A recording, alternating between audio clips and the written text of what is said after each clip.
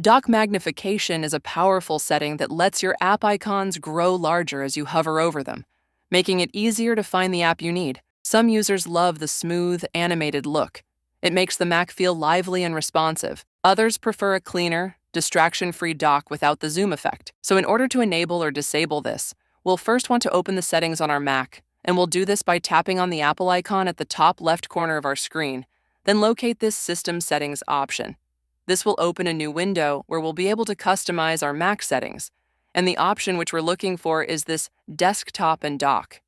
You will then see the magnification option at the top, and this is exactly what we need.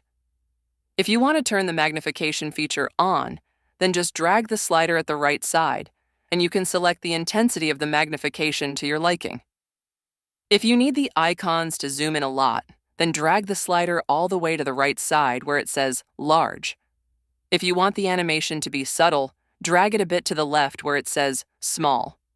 But if you don't like this animation and want it off, then drag the slider all the way to the left side where it says Off, and the magnification will be totally disabled. If you found this guide useful, then make sure you leave a like on it, and I'll see you in the next video.